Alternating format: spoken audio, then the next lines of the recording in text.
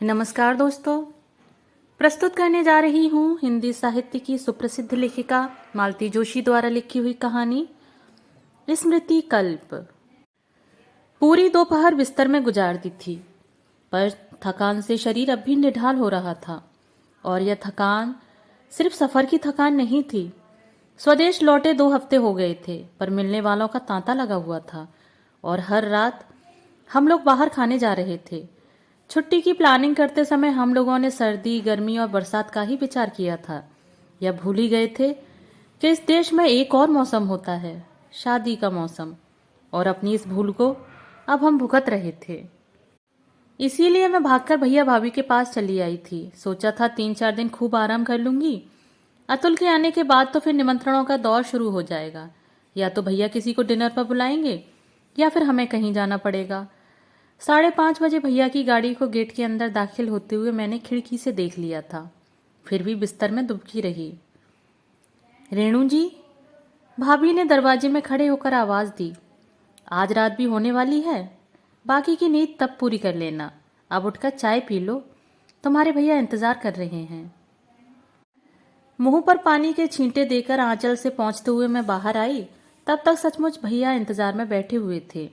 मेज पर लगा नाश्ता अनछुआ था और वह नाश्ता था कि गजब।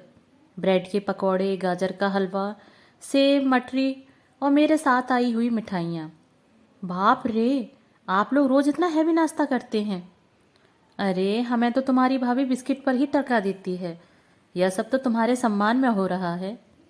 मैं कोई मेहमान हूँ? मैंने मुंह फुलाकर कहा। बहन बेटी तो हमेशा ही मेहमान होती हैं। वैसे आज नाश्ता इसलिए हैवी बनाया है कि रात खाने में देर हो सकती है, भाभी ने सूचना दी। क्यों, कोई खाने पर आ रहा है? मैंने धड़कते दिल से पूछा। नहीं, हम लोग जाएंगे, चलोगी ना? Oh no. फिर मैंने मरी सी आवाज में पूछ लिया, किसके यहाँ जाना है? अरे, अपने रजनीश भाई के यहाँ, उनके बेटे का रिसेप्शन है। बेटे का मतलब अपूर्व का? वह इतना बड़ा कब हो गया? अभी तो उसका इंजीनियरिंग में एडमिशन हुआ था। उसे इंजीनियर बने भी 2 साल हो गए हैं। तुम क्या सोचती हो, जब तुम यहाँ नहीं थी तो समय थम गया होगा? काश ऐसा हो सकता। 6 साल बाद आई हूं तो सब कुछ कितना बदला बदला सा लग रहा है। कई चीजों ने तो अपनी पहचान ही खो दी है। कई जाने पहचाने चेहरे खो गए हैं, कई नए उगाए हैं। इस बदलाव को एकदम पचा पाना मेरे लिए मुश्किल हो गया है। पहली बार इतने अंतराल के बाद आई हूँ। शायद इसलिए बाद में शायद आदत हो जाए। क्या सोच रही हो, चलोगी ना? भाभी ने व्यग्रता से पूछा। और कहीं जाना होता तो सचमुच मना कर देती। बाहर खा खाकर एकदम थक गई हूँ। पर रजनीश भाई के यहाँ नो प्रॉब्लम। मैंने स्पष्ट रूप से अनुभव किया कि भाभी ने राहत की सांस ली है। मैं मना कर देती तो वह सचमुच धर्म संकट में पड़ जाती। उन्हें मजबूरन मेरे लिए खाना बनाना पड़ता और 4 दिन पाहुन आई बहन बेटी को कोई खिचड़ी तो नहीं परोसी जाती, पूरा सरंजाम करना पड़ता। फिर रजनीश भाई के यहाँ जाने से मुझे सचमुच कोई आपत्ति नहीं थी। उस परिवार से पुराने संबंध थे। रजनीश भाई भैया के घनिष्ठ मित्रों में से थे। उनकी छोटी बहन आभा और मैं हाई स्कूल से एमएससी तक साथ पढ़े थे। बड़ी वाली शोभा दीदी से भी मेरी खूब पटती थी। वह आभा की तरह मुझे भी लाड़ करती थी। और मनीष भाई, इस नाम की याद आते ही मन में एक टीस सी उठी, जैसे कोई पुराना जख्म छू गया हो। आभा के घर उन्हें पहली बार देखा था और तब से ही वह मन पर छा गए थे। वह उम्र ऐसी ही होती है जब बराबर वाले लड़के बचकाने लगते हैं। बड़ों के प्रति एक अबोध आकर्षण होता है और मनीष भाई तो पुरुष सौंदर्य के प्रतीक थे। मनीष भाई ने उस तरह से मेरा कभी नोटिस नहीं लिया। नवी कक्षा में पढ़ने वाली सिलविल सी लड़की थी मैं, वह क्यों मुझे तवज्जो देते? बस आभा की तरह कभी मेरी चोटी खींच देते या पीठ पर धौल जमा देते। मैं उतने से स्पर्श से धन्य हो जाती थी। अब सोचती हूँ तो अपने बचकानेपन पर हंसी आती है, पर उस समय तो मेरे लिए यही सबसे बड़ा सच था। बच्ची ही तो थी। जिस समय उनकी शादी हुई मैं फर्स्ट ईयर में थी। खबर सुनते ही जैसे मेरे सपनों के संसार में भूचाल आ गया था। मैं एकदम गुमसुम हो गई थी। घंटों खिड़की के पास बैठकर सड़क को निहारा करती थी। मेरा रूठना, मचलना, गाना गुनगुनाना सब बंद हो गया था। भैया तो एकदम चिंतित हो उठे थे, पर माँ ने समझा दिया, अरे कुछ नहीं हुआ है। इस उम्र में लड़कियां इसी तरह बेवजह उदास हो जाया करती हैं। बस समझ लो कि अपनी गुड़िया अब सयानी हो रही है। मनीष भाई का रिश्ता बहुत बड़े घर में तय हुआ था। आभा से उनकी अमीरी के किस्से सुन सुनकर मेरे कान पक गए थे। उसे तो यही खुशी थी कि अब बड़ी भाभी की नाक थोड़ी नीची हो जाएगी। अपने आगे किसी को कुछ गिनती ही नहीं है। आभा तो नई भाभी के रूप लावण्य पर भी मुग्ध थी, पर मुझे उसकी बातों पर विश्वास नहीं था। मुझे यकीन था कि पैसे की चमक से सब अंधे हो गए हैं। उन लोगों ने रुपयों से तौलकर एक काली मोटी भैंस इनके पल्ले बांध दी है। पर ईश्वर ने मेरा यह मनोरथ भी निष्फल कर दिया। दुल्हन इतनी सुंदर थी कि उस पर से आंखें हटती ही न थीं। मेहमानों के होठों पर बस एक ही बात थी, इतना सुंदर जोड़ा आज तक नहीं देखा। जोड़ा सचमुच बहुत सुंदर था। मैं बुके लेकर स्टेज पर गई तो ठगी सी देखती रह गई। मनीष भाई ने हमेशा की तरह मेरी चूटी खींचते हुए पूछा, ए छटंकी, भाभी पसंद आई? अपमान से मेरे तो आंसू निकल आए। आभा ने पता नहीं क्या समझकर उन्हें घुड़क दिया। कितनी जोर से चोटी खींचते हैं आप? बेचारी की सारी हेयर स्टाइल खराब कर दी। एक आध बार भाभी के बाल खींचिए, तब मजा आएगा। और मेरा हाथ पकड़कर वह धीरे से मुझे नीचे उतार लाई और कान में फुसफुसाकर पूछा, भाभी सुंदर है ना? मैंने बेवजह मुंह बिचका दिया। शाम को तैयार होते हुए वे सारी बातें स्मरण हो आई और पता नहीं क्यों मैं बड़े मनोयोग से सजने लगी। जयपुर में रहते हुए मैंने 15 दिनों में कोई 8 शादियां अटेंड की थीं। हर बार सास और जेठानी अपनी भारी साड़ियों और गहनों की पेटियां लेकर आ जाती। उनका मन रखने के लिए मैं सब पहन भी लेती थी, क्योंकि वहां मेरा अपना वजूद तो कुछ भी नहीं था। मैं तो उन लोगों की बहू थी और परिवार की प्रतिष्ठा अनुरूप मेरा पहनना ओढ़ना जरूरी था। पर आज तो मुझे ही ललक हो आई थी। भाभी के साथ बड़े चाव से मैंने अलमारी खंगाल डाली और एक गहरे नीले रंग की पोचमपल्ली का चुनाव कर डाला। नीला रंग तो केवल सतह पर था। आंचल और किनारी पर इंद्रधनुष के सारे रंगों से चित्रकारी की गई थी। गले और कान में भाभी का ही एक जड़ाऊ सेट और हाथों में मेल खाते कंगन। दर्पण में देखा तो अपनी ही छवि पर मैं मुग्ध हो गई और भाभी के सामने जाकर खड़ी हो गई। भाभी, मैं ठीक लग रही हूँ? भाभी ने प्यार से मेरे ललाट पर एक हल्का सा चुम्बन जड़ दिया और बोली, आज माँ जी होती तो कितनी खुश होती। क्यों? उन्हें हमेशा शिकायत रहती थी कि आजकल की लड़कियों को पहनने ओढ़ने का जरा भी शौक नहीं है, बस चिंदा सा लपेट कर चल देती हैं। आज तो मैं देखती तो सारे गिले शिकवे दूर हो जाते। माँ की याद से मेरा भी मन गीला हो आया। शादी के तुरंत साल भर बाद उनकी 13वीं पर आना हुआ था। उसके बाद अब आई हूँ, पूरे 6 साल बाद। माँ जीवित होती तो शायद यह अंतराल इतना लंबा न होता, क्या पता। माई गुडनेस, भैया की आवाज ने मुझे एकदम चौंका दिया। दुल्हन तो यहाँ बैठी है, फिर वहाँ रिसेप्शन किसका हो रहा है? प्लीज भैया, आप ऐसा कहेंगे तो मैं सलवार सूट पहनकर चलूंगी। हमारी गुड़िया रानी तो सलवार सूट में भी उतनी ही गॉर्जियस लगती है। क्या कहने हैं, सच कहता हूँ, कुछ देवियों को सूट पहने देखता हूँ ना। अब बस भी कीजिए। औरतों पर कमेंट्स करते हो तो आपकी जबान पर जैसे सरस्वती विराजमान हो जाती है। भाभी की घुड़की से भैया जरा चुप हो गए। मैंने विषय बदलने की गरज से कहा, भाभी ने अपना पूरा वार्डरोब ही मेरे सामने खोलकर रख दिया। Naturally I selected the best. बहुत भोड़ा तो नहीं लग रहा ना? नहीं तो बदल लेती हूँ। लग भी रहा हो तो क्या है, हम लोग शादी में जा रहे हैं, कोई मातम पुरसी में नहीं। भाभी बोली, वैसे रेणु पर यह साड़ी इतनी अच्छी लग रही है कि मेरी तो दोबारा पहनने की हिम्मत ही ना होगी। तो उसे ही दे डालो ना, भैया ने कहा। नई साड़ी लाने का खर्च बच जाएगा। भाभी ने फिर उन्हें घुड़क दिया। भैया बेचारे हंसते हुए तैयार होने चले गए।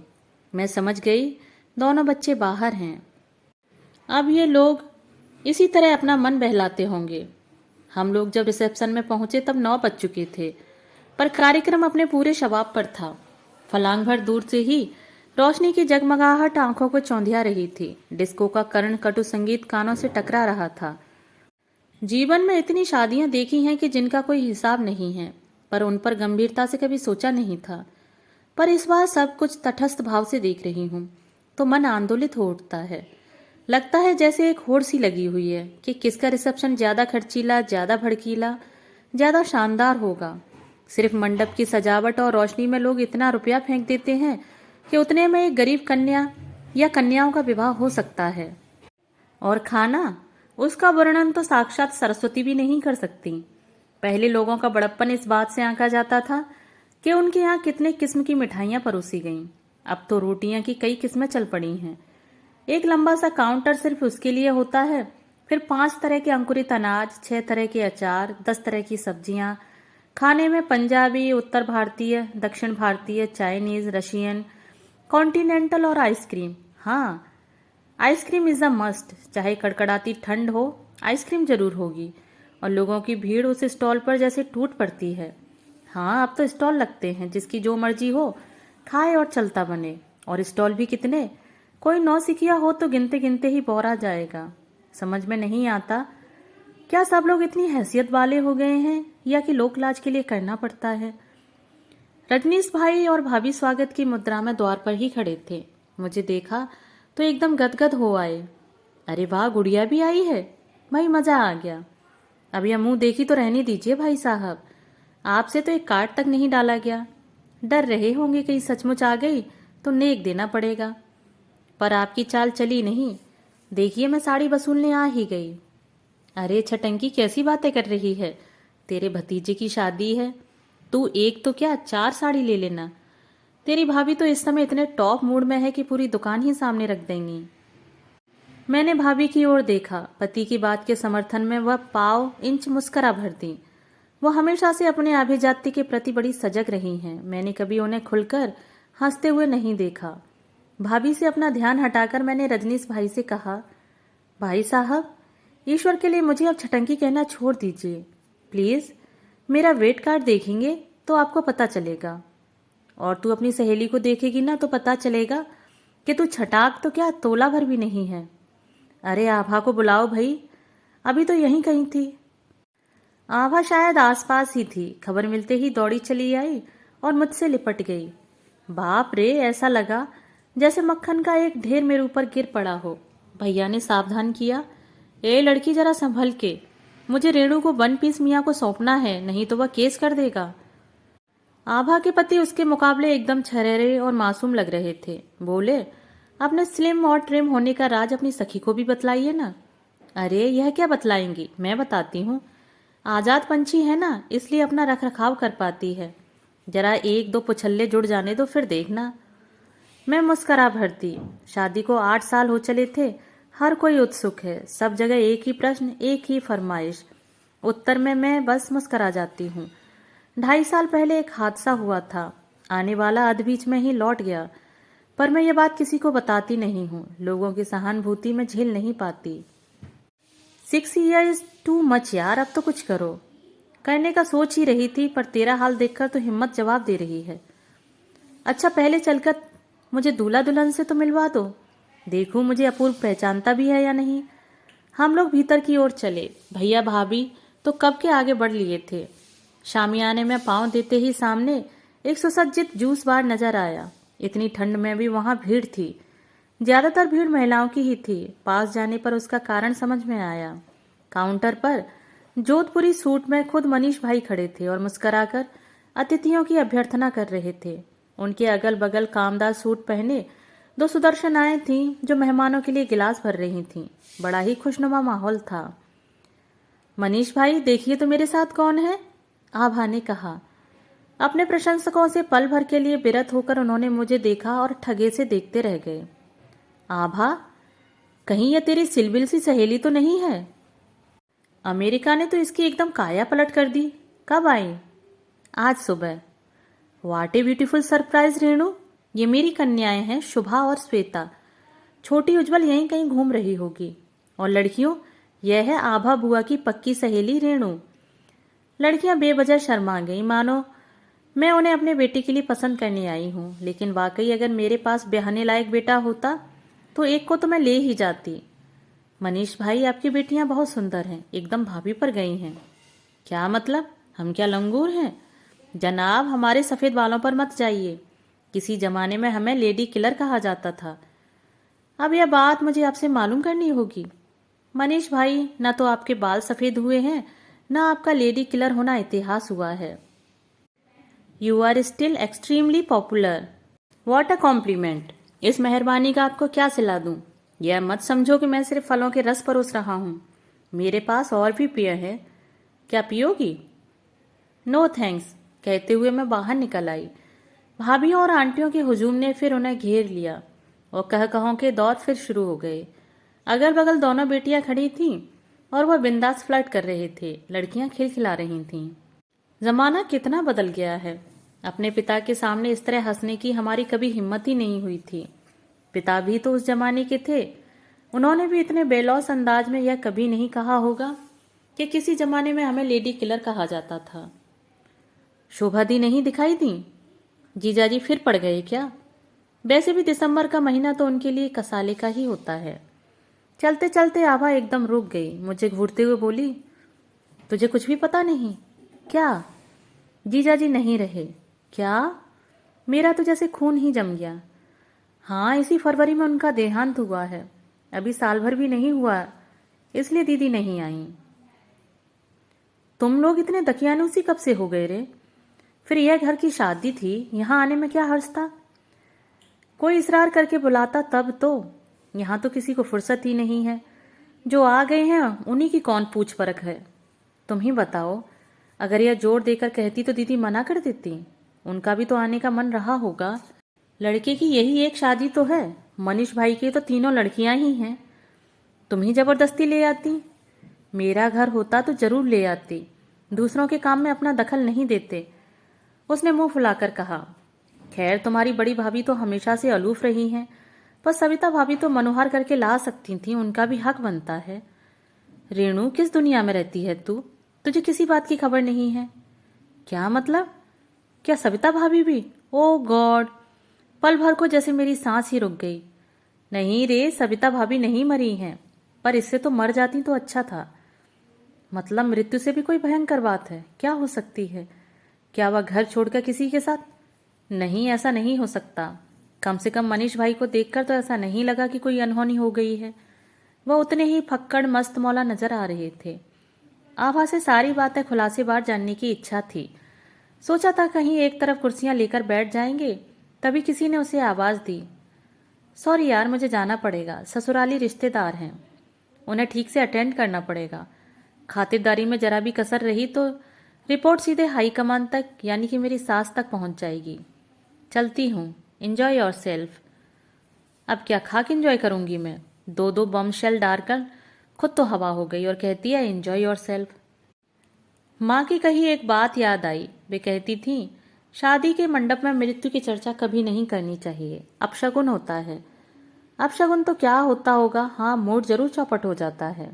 भैया भाभी पर इतना गुस्सा आ रहा था, दो दो हाथ से हो गए और मुझे खबर भी नहीं। खैर, गलती मेरी ही है। पत्राचार तो इन दिनों छूट ही गया था। कभी कभार मैं ही फोन कर लेती हूँ। उस समय जो ताज़ा समाचार होता है वह मिल जाता है। फिर चाहे वह सान्याल साहब के टाइगर की मृत्यु हो, मेहरी की बबली की शादी हो, या धोबी की चौथी कन्या का जन्म हो। और इतने महत्वपूर्ण समाचार सिर्फ इसलिए छूट गए कि उस दौरान मैंने फोन नहीं किया होगा। मुझसे तो घर पहुंचने तक का भी सब्र नहीं हुआ। गाड़ी में बैठते ही पूछा, शोभा दीदी के पति नहीं रहे? मुझे तो पता ही नहीं था। अरे, भैया बोले, तुम्हें पता नहीं था? इतना ताव आया। मेरा प्रश्न मुझी को लौटा रहे थे। यह भी कोई बात हुई? किसी तरह अपने को जब्त कर मैंने पूछा, और यह मनीष भाई की बीवी का क्या चक्कर है? चक्कर क्या है, बस समझ लो शनि का फेरा है। बेचारी 3 साल से खटिया पर पड़ी है। क्यों? कैंसर है? नहीं, भाभी ने बताया। बहुत भयानक एक्सीडेंट हुआ था। मनीष की भी 2 पसलियां चटक गई थीं। कोहनी में फ्रैक्चर हो गया था, घुटने पर चोट आई थी। पर सविता की हालत तो यह समझ लो कि मर ही गई थी। मर ही जाती तो अच्छा था। भैया ने आभा की बात दोहराई। पूरे 2 महीने कोमा में पड़ी रही। अब होश में भी है तो किस काम की? न किसी को जानती है न पहचानती है। बस बिटर बिटर ताकती रहती है। न भूख प्यास का होश है न किसी और चीज का। सारा शरीर लुझ पुंज हो गया है। दरअसल उसे सिर में चोट लगी है, भैया ने खुलासा किया। मेडिकल टर्मिनोलॉजी में तो मैं नहीं जानता, पर जो तंत्रिकाएं अपने सारे कार्यकलापों को संचालित करती हैं वही डैमेज हो गई हैं, बियॉन्ड रिपेयर। तो अब क्या? जितने दिन उसके लिखे होंगे जिएगी। 3 साल तो हो ही गए हैं, और 3 साल या 3 महीने या 3 दिन क्या कह सकते हैं। बेचारी। बेचारा मनीष कहो, भाभी बोली। उसकी बेचारी की तो जिंदगी ही तबाह हो गई है। अब ये सब लोग शादी में आ गए हैं तो उनके पास कौन होगा? उसकी माँ है ना, एक आया भी रखी हुई है। चलो अच्छा है, घर में नानी के होने से लड़कियों को कुछ सहारा तो है। लड़कियां कौन सी घर पर हैं? बड़ी तो दोनों हॉस्टल में हैं, छोटी भी घर में बोर हो जाती है। कभी रजनीश भाई के यहाँ तो कभी शोभा के यहाँ चली जाती है। सविता की माँ बेचारी बहुत दुखी है। एक दिन बाजार में मिली थी तो रो रही थी। क्यों? उनके लिए तो उम्र कैद ही हो गई है, पता नहीं कितने दिन रहना है। तिस पर मनीष आजकल उखड़ा उखड़ा रहने लगा है, उनसे ढंग से बात नहीं करता। लड़कियां अपने में मगन हैं, कोई घड़ी भर भी उनके पास नहीं बैठती। नौकर भी बदतमीजी से पेश आते हैं। वह आया अलग हुक्म चलाती है, कह रही थी बेटी के लिए सारी जिल्लतें सह रही है, नहीं तो कब की घर चली जाती। वे लोग तो इतने अमीर हैं ना, फिर यहाँ क्यों पड़ी हुई हैं? उन्हें तो चाहिए कि भाभी को लेकर अपने घर चली जाएं और शान से रहें। रेणु, तुम भी अभी तक बस बच्ची ही बनी हुई हो। बूढ़ी माँ और मृत प्राय बहन, यह दोहरा भार भला कौन उठाना चाहेगा? पिता जीवित होते तो और बात थी। सारी रात मैं सो नहीं सकी। सविता भाभी की रिसेप्शन वाली छवि आंखों में तैरती रही। उसके बाद भी उन्हें कई बार देखा था। अपनी जुड़वा कन्याओं के साथ वह अक्सर ही बाजार में, सिनेमा में, समारोहों में नजर आ जाती थीं। हमेशा चुस्त दुरुस्त, स्मार्ट और सलीकेदार। ऐसी महिला असहाय अवस्था में बिस्तर पर पड़ी हुई है, यह सोचकर ही झुरझुरी हो आई। और शोभा दीदी, उन बेचारी का तो सारा जीवन पति की तीमारदारी करते हुए ही कटा। अपार संपत्ति और इकलौता लड़का। लड़की ब्याहते समय माँ बाप ने बस इतना ही देखा। यह तो बाद में पता चला कि लड़का रोग की पुड़िया है। स्नोफीलिया, ब्रोंकोअस्थमा, सर्वाइकल स्पाडिलाइटिस जैसे शब्द तो मैंने उनके ही संदर्भ में पहली बार सुने थे। पर बाहर है शोभा दीदी। भाग्य के लेख को उन्होंने चुपचाप स्वीकार कर लिया। माथे पर एक शिकन तक न आने दी। इंग्लिश में एमए थी, संगीत की विशारद थी, बैडमिंटन की चैंपियन थी। पर अपनी सारी उपलब्धियों को उन्होंने ठंडे बस्ते में डाल दिया और केवल पति की नर्स होकर रह गईं। पति की लंबी बीमारियों ने उन्हें समाज से, परिवार से काट दिया था, पर उन्होंने कभी इसका मलाल नहीं किया। सच, हिंदुस्तानी औरत को ईश्वर पता नहीं किस मिट्टी से गढ़ता है। मैंने 2 दिन प्रतीक्षा करने के बाद आभा को फोन किया। सोचा अब तो वह शादी के माहौल से उबर ही चुकी होगी। पता चला वह कल रात ही सपरिवार कानपुर के लिए चल पड़ी है। मुझे मालूम है बड़ी भाभी का आतिथ्य उसे ज्यादा दिन रास नहीं आया होगा, पर एक बार मुझसे मिल तो लेती। पर मिलना तो दूर, बंदी ने फोन भी नहीं किया। बहुत बुरा लगा। फिर मैंने भाभी की चिरौरी की। भाभी, कल तो अतुल आ ही जाएंगे, फिर कहीं जाना नहीं हो पाएगा। आज मेरे साथ सविता भाभी को देखने चलोगी? वहां देखने लायक अब क्या है, वह तो बेजान सी पड़ी हुई है। अपन जाते हैं तो उसकी मम्मी अपनी रामायण लेकर बैठ जाती हैं, फिर नौकर लोग मनीष से चुगली लगाते हैं, अच्छा नहीं लगता। तो शोभा दीदी के यहाँ चलें। मेरी अकेले जाने की हिम्मत नहीं पड़ रही है। दरअसल मैं तो तुम्हें अपने साथ क्लब ले जाना चाहती थी, भाभी ने कुछ पसोपेश में कहा। वहां सब लोग तुम्हें देखने को बहुत उत्सुक हैं। पर मैं वहां जाने के लिए जरा भी उत्सुक नहीं थी। मैंने बड़ी नम्रता से अपनी अनिच्छा जाहिर कर दी। भाभी ने भी शायद औपचारिकतावश ही कहा होगा, क्योंकि मेरे एक बार मना करते ही वह मान गई। हम दोनों ने शायद एक साथ ही राहत की सांस ली होगी। एक काम करते हैं, भाभी बोली, मेरा रास्ता उधर से ही है, मैं जाते जाते तुम्हें ड्रॉप कर दूंगी, चलेगा? दौड़ेगा, मैंने कहा। अकेले जाने की सचमुच हिम्मत नहीं पड़ रही थी, पर भाभी इतनी सजी धजी थी और इतना महक रही थी कि मैंने उनसे उतरने का आग्रह नहीं किया। इस घर में कई बार आ चुकी हूँ, पर अकेले आने का यह पहला अवसर था। और अवसर भी कैसा! मुझे आभा पर एक नए सिरे से गुस्सा आने लगा। धड़कते दिल से मैंने बटन दबाया। दरवाजा उन्होंने ही खोला, वही सौम्य शांत मुद्रा। बड़े सहज भाव से पूछा, अकेले आई हो? भाभी छोड़ गई हैं, उन्हें कहीं और जाना था। मैंने जानबूझकर क्लब का नाम नहीं लिया। हाथ पकड़कर वह मुझे सोफे तक ले आई, फिर इत्मीनान से बैठते हुए कहा, अपूर्व ने बताया था कि तुम आई हुई हो। अपूर्व आपको कहाँ मिला? बहू को लेकर आया था ना, कह रहा था रिसेप्शन में तुम आई थी। अपूर्व की बहू सुंदर है ना? बहुत, मैंने कहा, और बातों का क्रम चल पड़ा। दुनिया जहान की बातें, सब कुछ कितना सहज स्वाभाविक था, और यहाँ आते हुए मैं कितना डर रही थी। क्या बोलूंगी, कैसे बोलूंगी?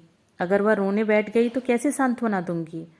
रास्ते भर रिहर्सल करती आ रही थी, पर उस नाटक की जरूरत ही नहीं पड़ी। मैंने मन ही मन शोभा दीदी को बहुत धन्यवाद दे डाले। बात करते करते अचानक उनकी घड़ी पर नजर गई। 4 बज रहे हैं, चलो चाय पीते हैं। माँ कहती थी कि कहीं मातमपुरसी पर जाते हैं तो चाय नहीं पीते, पर यहाँ तो ऐसा कोई माहौल ही नहीं था। वह उठी तो मैंने कहा, मैं जाऊँ?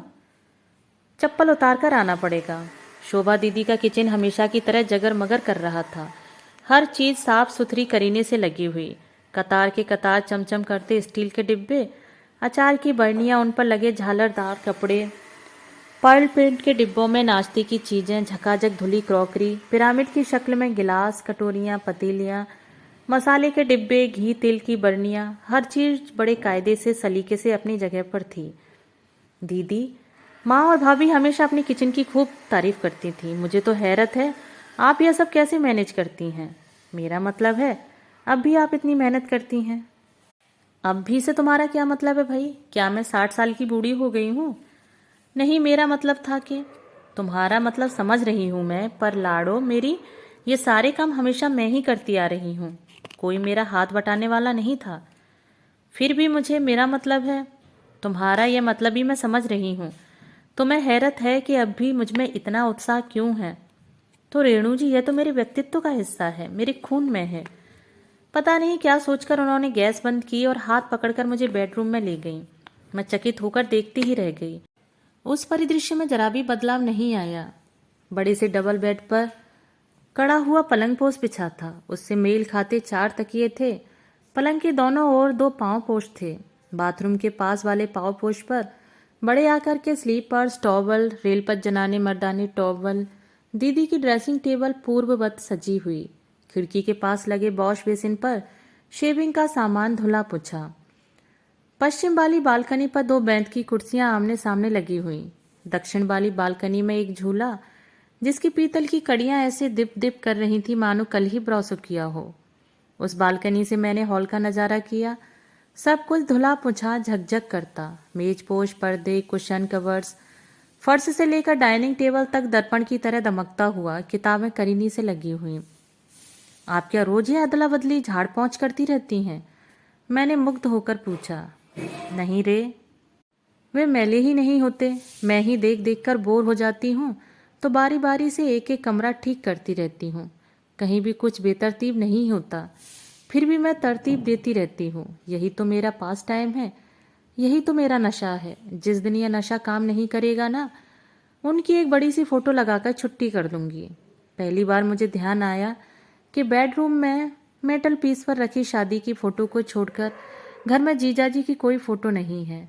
और मैं डर रही थी कि घर में पाँव देते ही बड़ा सा फोटो नजर आएगा, उस पर मोटा सा हार होगा, नीचे अगरबत्तियाँ। दीदी, आपने यह अच्छा किया कि कोई फोटो नहीं लगाया, इसलिए यह एहसास ही नहीं होता कि कोई यहाँ से सदा के लिए चला गया है। लगता है बस बाजार तक गए हैं, अभी आते होंगे। दीदी फीका सा मुस्करा दी, जैसे कह रही हो, पगली, यह सारा सरंजाम मैं इसीलिए तो कर रही हूँ। चाय पीते हुए उन्होंने अचानक पूछ लिया, तेरी वह चचेरी ननद थी ना, अनव्याही, अब क्या कर रही है?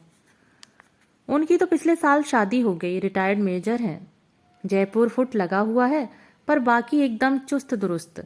हनीमून पर दोनों यूरोप और अमेरिका के दौरे पर गए थे, तभी हमारे पास भी आए थे। और वह डाइवोर्स केस किसका चल रहा था? मेरी छोटी बुआ सास का। वह केस करना चाह रही थी, पर जेठ जी ने समझा बुझाकर वापस भेज दिया। उन्हीं की हम उम्र है, वह ननद ही लगती है, इसलिए भाई साहब की सुन भी लेती हैं। वह बोले कि मेरी भी लड़कियां बड़ी हो रही हैं, अब मैं उनकी चिंता करूं या फिर से तुम्हारे लिए लड़का खोजता फिरूं? छोटे मोटे झगड़े तो होते ही रहते हैं, उनके लिए क्या कोई घर छोड़ देता है? अरे तेरे भैया की एक साली थी ना, जिसके पैर में डिफेक्ट था, क्या अब तक कुंवारी है? कौन? कनक दीदी। भाभी बता रही थी कि उन्होंने एक लखपति के मंदबुद्धि बालक से ब्याह कर लिया, अब ऐश कर रही हैं। पर दीदी, आज आपको इन सब की याद कैसे आ रही है? अपनी गरज से सब याद आ जाता है। कैसी गरज? मनीष भाई के लिए, छोटी बहन होकर अब मुझे ही उनके लिए कुछ करना पड़ेगा। बड़ी भाभी को तो तुम जानती ही हो। लेकिन अभी तो सविता भाभी, मेरा मतलब है यह सब करने का समय तो आने दो, ऐसी क्या जल्दी है? सो तो है, पता नहीं बेचारी कितना कष्ट लिखाकर लाई हैं। खुद भी भोग रही है, साथ में घर वालों को भी भोगना पड़ रहा है। अच्छा सुन, मैंने कहीं पढ़ा था कि मानसिक विकलांगता का सर्टिफिकेट हो तो दूसरी शादी की परमिशन मिल जाती है। क्या यह सच है? पता नहीं दीदी, रजनीश भाई कह रहे थे, वह वकील से बात करेंगे। मानसिक तो क्या, ये तो सभी तरह से विकलांग है। कुछ न कुछ रास्ता तो निकालना ही पड़ेगा, ऐसा कब तक चलेगा? लेकिन दीदी, ऐसा कोई भी कदम उठाने से पहले आपको लड़कियों के बारे में सोचना होगा। क्या माँ के जीवित रहते हुए दूसरी माँ की कल्पना को झेल पाएंगे? अरे यह सब उठापटक हम लोग लड़कियों के लिए ही तो कर रहे हैं। बेचारी माँ के रहते अनाथ हो गई हैं, जैसे मनीष भाई पत्नी के रहते सन्यासी हो गए हैं। मनीष भाई और सन्यासी? मुझे अनायास ही उस दिन रिसेप्शन वाला रूप याद आ गया। दीदी, आपकी शादी को कितने साल हो गए? मैंने एकाएक पूछ लिया। 16। क्यों? इस बीच जीजाजी कितने दिन बीमार रहे? यह पूछ के कितने दिन ठीक रहे? उनकी तो साइकिल थी, ऋतुचक्र के अनुसार ही हेल्थ बुलेटिन चलता था। सावन भादव घर में रहेंगे, दिवाली से होली तक घर में क्या बिस्तर में ही रहेंगे। इसके अलावा सर्दी जुकाम लू लपट चलता ही रहता था। कमजोर आदमी को हर व्याधि जल्दी जल्दी पकड़ लेती है, और जितने दिन वह बीमार रहते आप घर में कैद हो जाती थीं। वह सब तो तू जानती ही है। आपको कभी ऊब नहीं हुई, खीज नहीं हुई? पागल, एक बार जिसे अपना कह दिया उससे ऊब कैसी, खीज क्यों होगी? वह और 16 साल जीवित रहते तब भी उनकी इतनी ही लगन से सेवा करती। पर क्या करूं, ईश्वर को मंजूर ही नहीं था। उन्होंने एक सांस भरकर कहा। इतनी देर में पहली बार उनके मुंह से एक अवसाद भरा वाक्य निकला था। और दीदी, मनीष भाई 3 साल में ही इतना उब गए कि हर कोई उनके लिए ऊपर नीचे हो रहा है। वह पुरुष है रे, औरत का तो सब्र वह कहाँ ले आएंगे। अच्छा मान लो यह हादसा अगर उल्टा हो जाता, मनीष भाई बिस्तर पर होते और भाभी ठीक ठाक होती, तो क्या वह उनकी मृत्यु की कामना करती? क्या बात करती हो, ऐसा कहीं होता है? यही तो दुख है दीदी कि ऐसा नहीं होता। पति चाहे लंगड़ा लूला काना कुबड़ा हो, तभी हिंदुस्तानी पत्नी उसकी दीर्घायु की कामना करती हैं, उसके लिए व्रत उपवास करती हैं, मनौतियां मानती है। जानती हैं क्यों? क्योंकि उसे मालूम है पति के बिना उसका अस्तित्व शून्य है। घर परिवार में उसका मान सम्मान, समाज में उसकी प्रतिष्ठा सब पति के दम से ही होती है। सबसे ताजा उदाहरण तो आपका ही है। परिवार के इकलौते बेटी की शादी थी और आप वहां नहीं थी। मुझे बुलाया था, मैं ही नहीं गई। पता नहीं क्यों मन ही नहीं हुआ। और किसी ने आप पर जबरदस्ती भी नहीं की होती तो आप जरूर जाती। और जाती तो देखती कि असहाय अपाहिज पत्नी को घर पर छोड़कर मनीष भाई कैसी रंगरेलियां मना रहे थे। कहा ना कि वह पुरुष है, उन्हें सब सुहाता है, दीदी ने थकी सी आवाज में कहा। पता नहीं क्यों मुझे भी एकाएक थकान हो आई। मैं उठ खड़ी हुई। दीदी, अब मैं चलूंगी। भैया दफ्तर से आते ही मुझे खोजने लगते हैं। 2-4 दिन ही तो हूँ, उन्हें पूरा समय देना चाहती हूँ। अगला चक्कर कब लगेगा? 8 साल बाद? नहीं दीदी, इस बार सोचती हूँ जल्दी आऊंगी। सब लोग बहुत नाराज हो रहे थे। यह हुई ना बात। और अकेली नहीं आओगी, समझी? गोद भरी होनी चाहिए। दीदी, हम लोग अभी ठीक से सेटल नहीं हुए हैं। बच्चा हो गया तो संभालेगा कौन? मुझे दे जाना, मैं पाल लूंगी। जब सेटल हो जाओ तब ले जाना, पर बुढ़ापे तक इंतजार मत करना। मैंने मन ही मन कहा, मुझे मालूम है दीदी, तुम मेरा तो क्या ऐसे दर्जन भर बच्चे संभाल सकती हो। तुम में अब भी इतनी ऊर्जा है, उत्साह है कि एक भरी पूरी गृहस्थी का भार उठा सकती हो। पर इस करुण सत्य को जानने की इच्छा किसकी है? सब मनीष भाई के लिए ऊपर नीचे हो रहे हैं, पर तुम्हारे इस बीहड़ एकांत में झांकने का समय किसी के पास नहीं है। तुम अपने कल्पना लोक में ही विचरण करने के लिए अभिशप्त हो। विदा लेते समय मेरी पलकें गीली थीं। दोस्तों, अभी आप सुन रहे थे मालती जोशी द्वारा लिखी हुई कहानी स्मृति कल्प। मिलते हैं एक नई कहानी के साथ। धन्यवाद।